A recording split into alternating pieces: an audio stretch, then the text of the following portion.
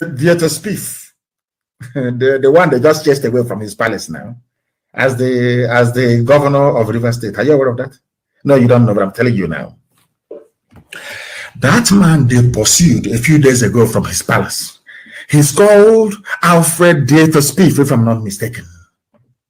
He was the saboteur that Gowon used to administer River State, to spite Ojukwu. Understand? So they created natural saboteurs. You see this man you call, what's his name, Edwin Clark. Do you know why I hate him? He's a father, he's an elderly man. I should be respecting him. Is that not correct? According to our culture. Do you know why I hate him with a passion? He was a saboteur. They made him Minister of Information. that's how they roll. Janjaweed and their British masters, they gave them political positions. They now went back to go and convince their own people that Biafra is a bad thing for them to be part of because of political appointment. Are you following me? This man was sacked from his palace a few days ago. Are you listening to me? He was sacked. Do you know why he was sacked? I can't see a on. Go and watch that video again. All the people from Nembe, I think it's Nembe in Brass, Tom Brass. I want you to Wike go and watch the video of the indigents of Tuan Brass in Nembe or whatever it is, removing the very corrupt king Alfred Dieter Spieth. They were all speaking a dialect of Igbo in a Joland. Go and watch the video again and again and again. Are you listening to me? People ask me, why are you doing this? Are you begging them to join you? Why did you reject Igbo only Biafra? I said to them, as Oriental Boras sang in their song Kabaka in those days, I am only identifying with my flesh and my own blood, the same DNA, the same heritage, the same value system. In a referendum, they will have the chance to reject me. Then if they do, I will respect it. That is their own prerogative. And forever and ever we'll make it as a law that is binding on every generation, that these are no longer your people. And I'm upon you. That's what we're trying to do. We are not forcing anybody to do anything. I am doing what the ancients did. If you see your flesh and blood, you recognize them. That's all we are doing. That is all we are doing. I will get to the case of Ogoni and the rest of them later on. But I want our people to understand this. The reason why they are goading you or forcing you to adopt a different identity is because it will be easier for them to control you once we are divided. I have preached this gospel before and I will preach it again. The only reason why they killed Ken Saro-Wiwa was because the Igbos did not rise up to defend him. That's all.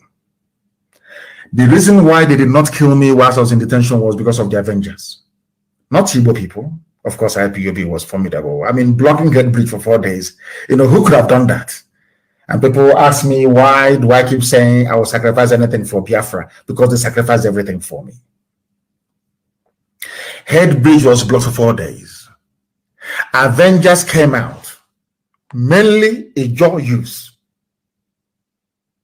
came out to say we'll blow up every Nigeria will not export any oil. Their number one demand was releasing Nnamdi Kanu from detention. How can I not preach about the unity of these people? Why won't I preach it? I hope that Wike can learn. Wike, I'm going to read the Willing Commission report for you. More than 98% of people who inhabit this area is called the Igbo Plateau of the Eastern region. Do you know what it's called? It's called the plateau. You know what the plateau is? Like Plateau State. It's a tableland, it's a flat land. If you cross Ngwa, once you enter Ngwa, basically, if you don't know, Udi Hills ends. You know why? Udi, some of you that did geography, Udi Hills, the range of hills where you have hills and you have valley. Like if you go to Olokoro, if you go, there are hills, there are valleys, and other. It ends in Omwai. From Ngwa, it is now flat land all the way to the ocean. That was why the white man called it the Igbo Plateau. It is in the Willings report of 1958. Channels, are you listening? Wike, are you listening? I'm reading the report for you. They are all Igbo and they speak one language, though, of course, with certain differences of dialect. There are nearly 5 million of them, and they are too many for the soil to support. They are vigorous and intelligent and have pushed outward in every direction, seeking a livelihood by trade or in service in the surrounding areas of the eastern region, in the western region, in the north and outside Nigeria. They are no more popular with their neighbors than is usual in the case of an energetic and expanding people whose neighbors have a more leisurely outlook on life. This is simple English written by a white man. Wike, are you listening? General Stevie, are you listening? A white man said in 1958, these people that inhabit the plateau of rivers, I call Igbocha, that is the proper name. You people, you are Igbo. You are intelligent. I'm not talking about Igbo people. You are very smart. You diverse. You travel out wide. You're energetic. You're hardworking. But the places you are going to, the people hate you. In the north, in the west, everywhere you go to, they hate you because those people are lazy. That's what the white man said. I didn't say it. It's here now in the paper. Hi. My goodness me. They hate us because we are hardworking. That is why they brought Ahmed Gulak to Owerri and killed him, that they may demonize and kill as many of us as possible. Because we are energetic. We are blessed by God.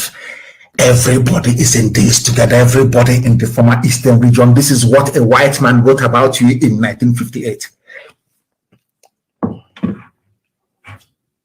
Do you know what the white man said again?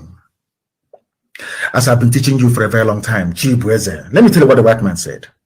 Though there has been no great kingdoms or indigenous culture in the Eastern region, no great kingdom. The only reason why Britain hated us was because they could not have any one man to go to say, oh, tell them what to do. Because we had no kings.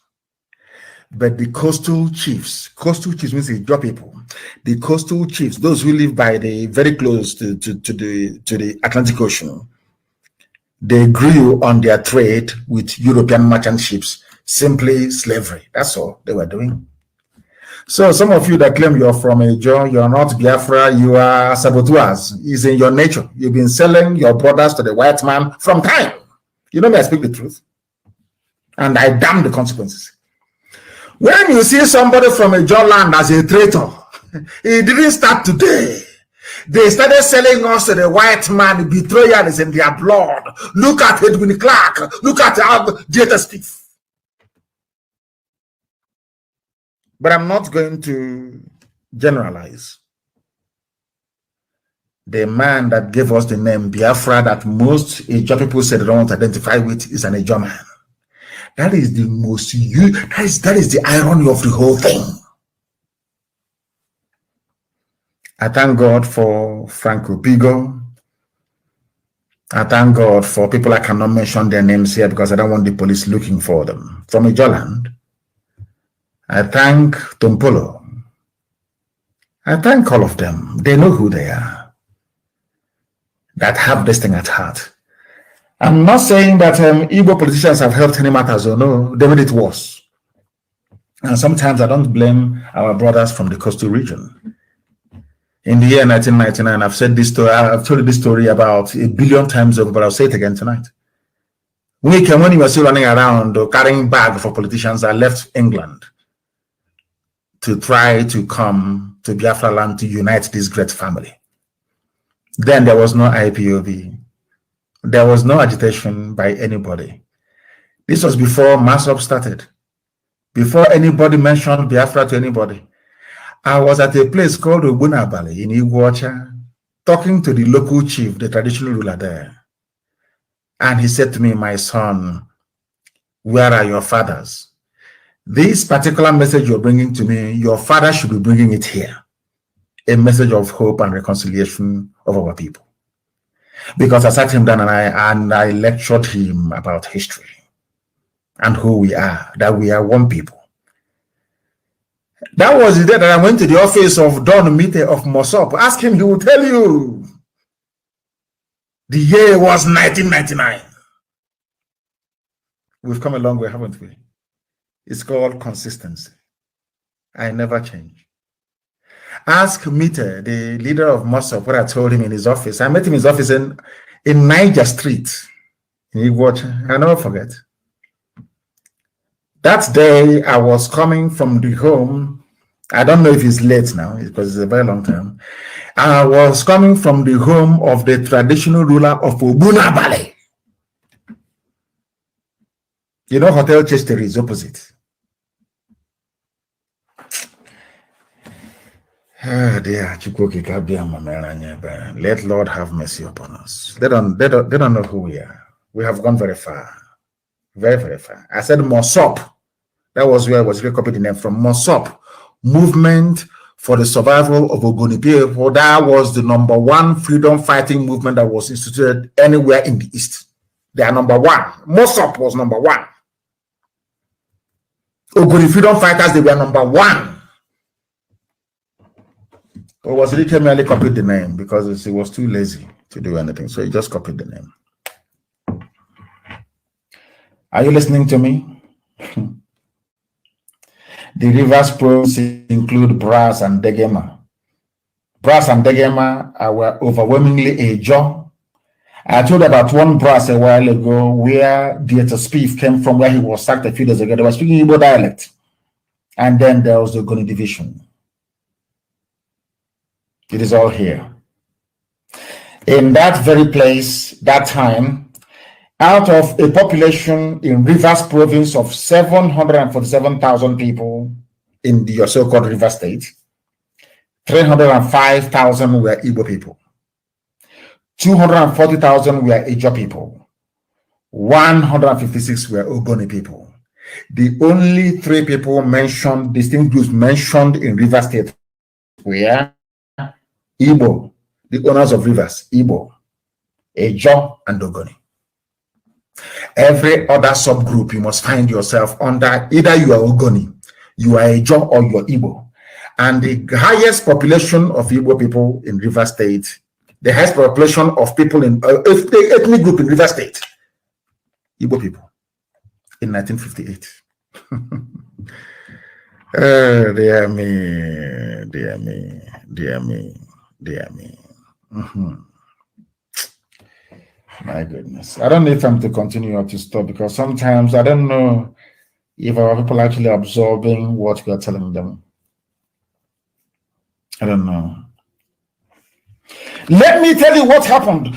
According to the white man said, in the whole of the non-Igbo areas, the Ijo and the Ogoni areas, there were some fear that they are being overrun by the Igbo. The Igbo includes Ikwere people, mind you, in their own land.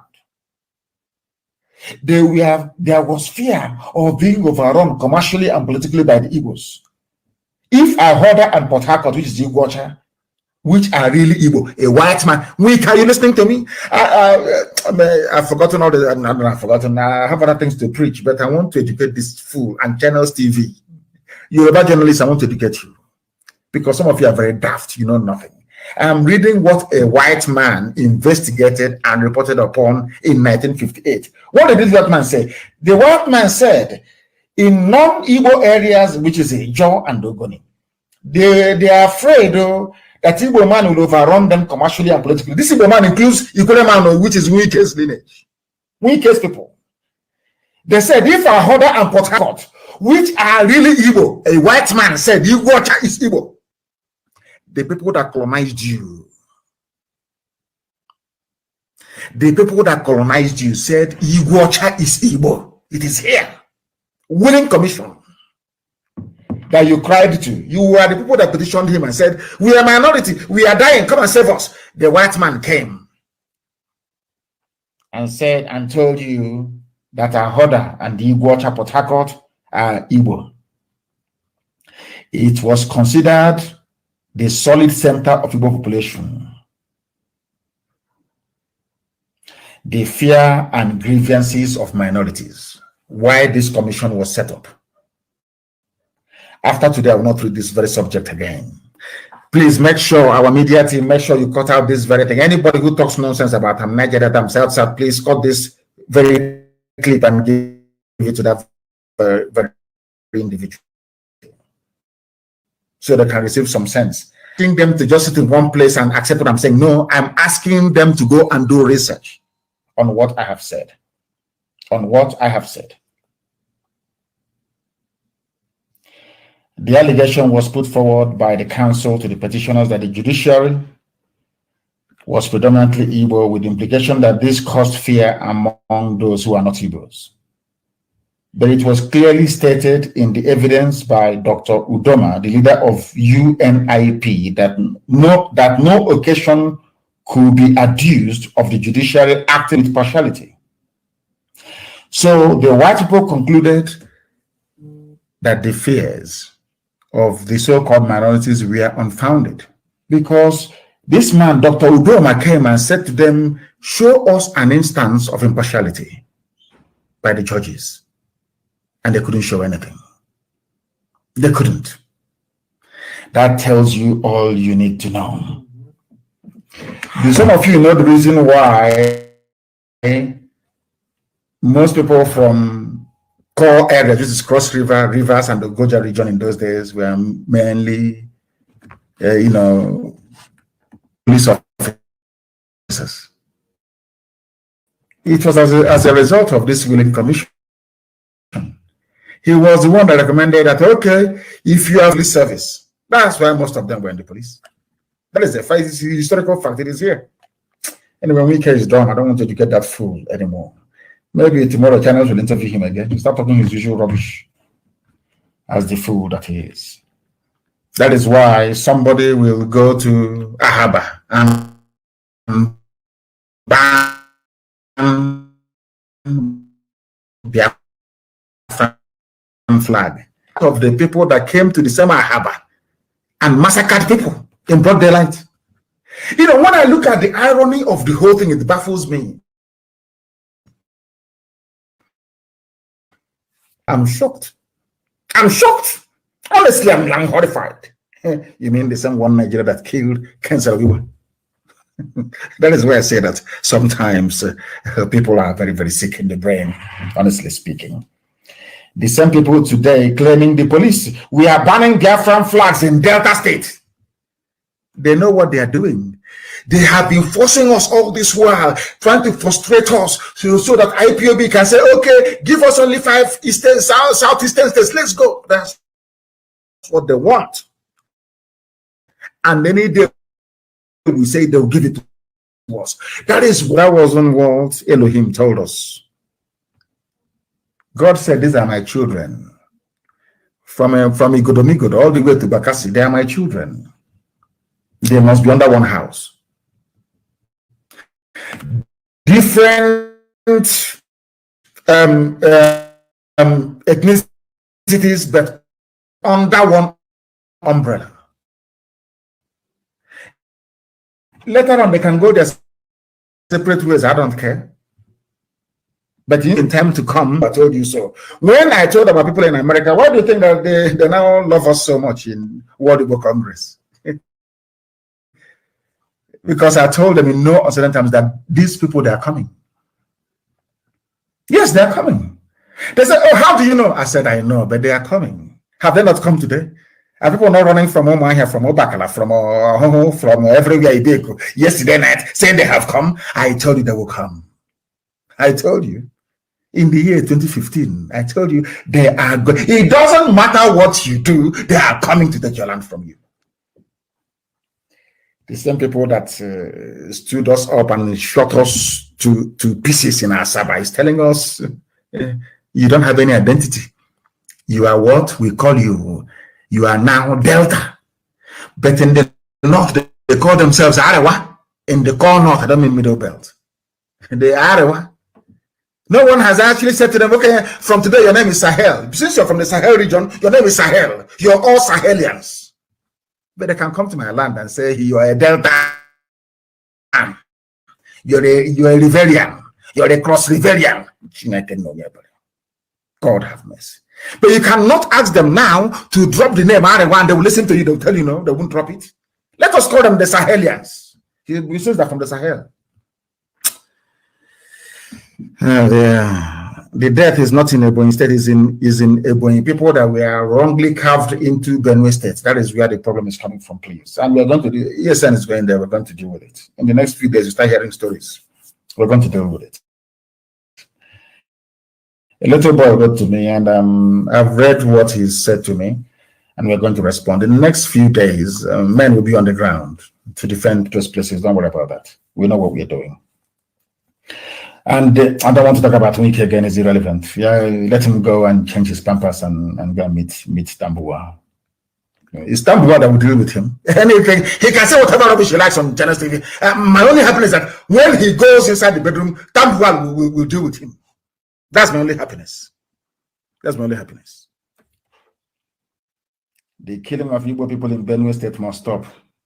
Governor Otom, a man that I like very much and I respect immensely. The killing in Benue State of Igbo people must stop.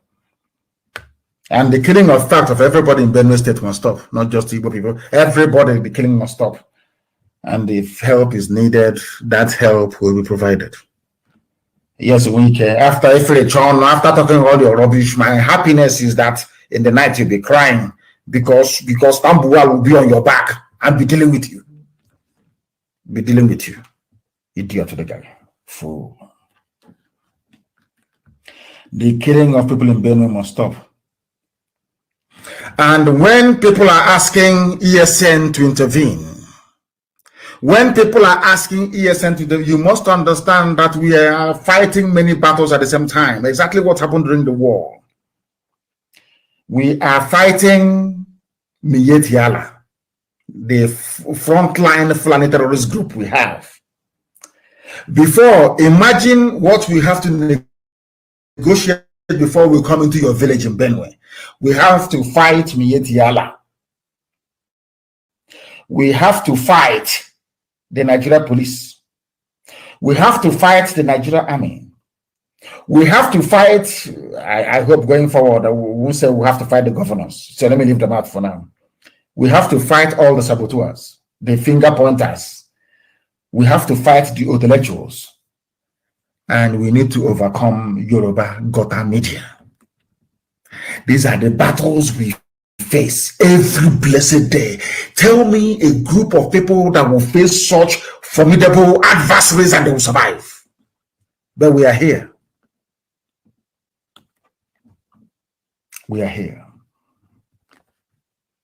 So these are the issues that we have to confront, but we are going to Benue and we're going to help them. ESN will be in Benue State. And we are going to help Benue people. And we are not coming to take over your land. We are coming to help you. There is nothing. I am a child of heaven. I am Hebraic.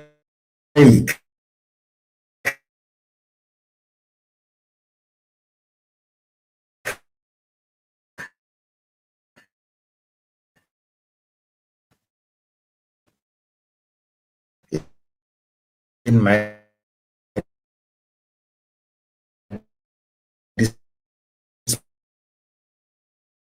position, what it means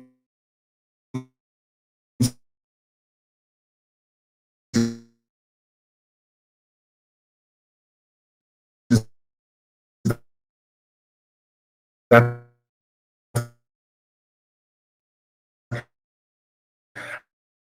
I can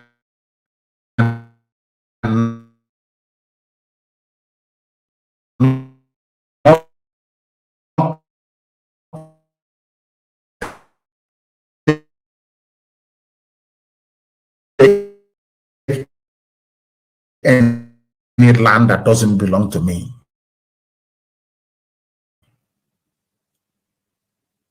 Do you understand?